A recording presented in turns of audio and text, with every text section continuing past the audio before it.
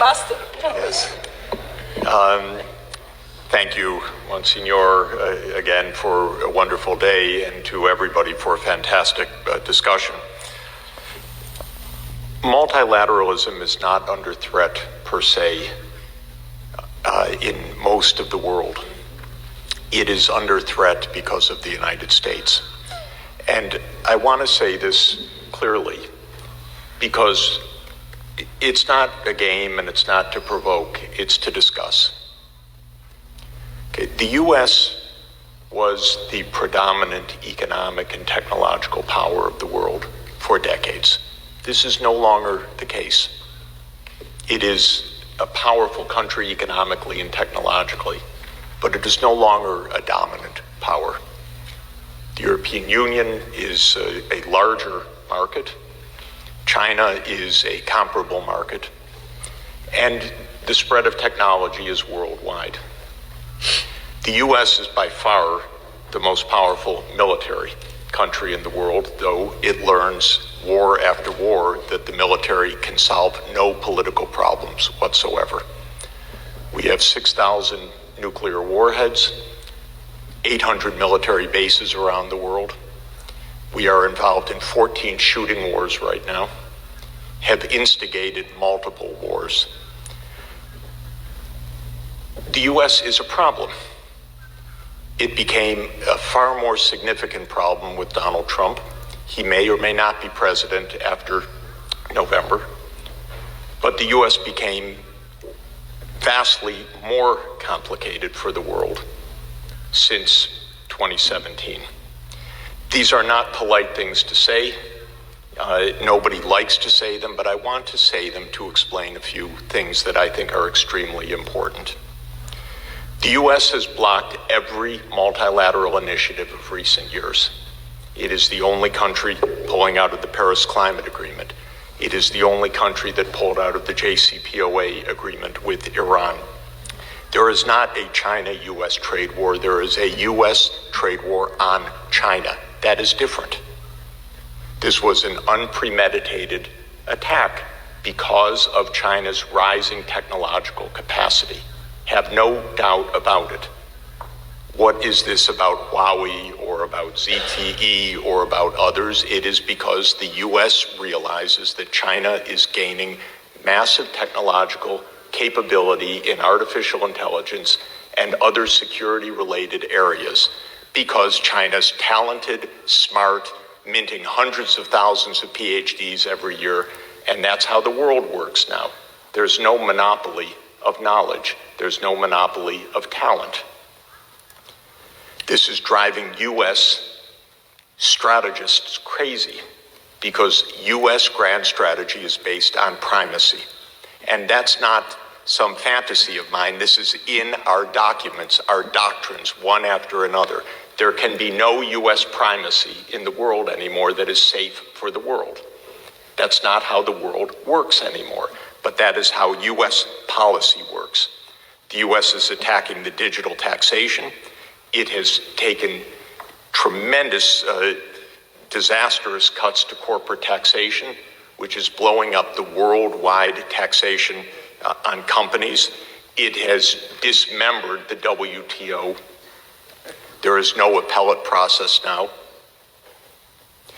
It now claims that it's going to adjudicate exchange rates and put unilateral tariffs on against countries that the U.S. alone deems to be manipulating the exchange rate. Well, I know our Treasury, and with all respect, they don't have a clue about how foreign exchange markets work. This is, of course, pure politics, top to bottom. It has nothing to do with anything meritorious other than the idea of temporary advantage in some geopolitical contest and context. Last month, when Iraq said it wanted the U.S. military forces out, if you can imagine, the Treasury said, we will confiscate your foreign exchange reserves at the New York Fed if you persist in pushing our troops out. This is thuggery. This is a complete violation of every international rule. This is truly what we are facing. And I'm sorry to say it. It's my country. I'm not very happy to say it. But this is an imperial power in decline. And it is a dangerous country right now. It will be absolutely dangerous if Trump wins re-election. Now, okay, you don't have to say anything. No one likes to say these things, but this is actually important. The world can't stop because of the United States. We can't stop the Paris Climate Agreement. We can't stop having G20 meetings. We can't stop having tax reform. We can't stop having digital taxation. We can't have the United States adjudicate exchange rates. That's the job of the IMF. We can't not have an appellate system at WTO. We cannot have one country that is 4.2% of the world population and still 15% of world output, but not 50% of world output, decide on the international structure on which the other 96% depend for their lives now. Moreover, in the United States, Mr. Trump does not have a majority backing. So it is quirks of many things that give unilateral power to a small coterie of people to dismantle the international system right now. What I would just beg of you who are running the international system, have an open discussion. Don't be cowed by bullying. And let's proceed, because there is not a global crisis about multilateralism. There is a U.S. relentless daily pressure on multilateralism. This is quite different. I am traveling all around the world, month after month, meeting senior officials in every part of the world. There is no attack on multilateralism that I can discern anywhere. None. There is fear of the United States. This is different. Well, that's what bullies do. Bullies threaten you. You step a little bit ahead, you'll get pummeled. But if the whole world says, we continue our discussion, we continue the fight against climate change, you can do what you want.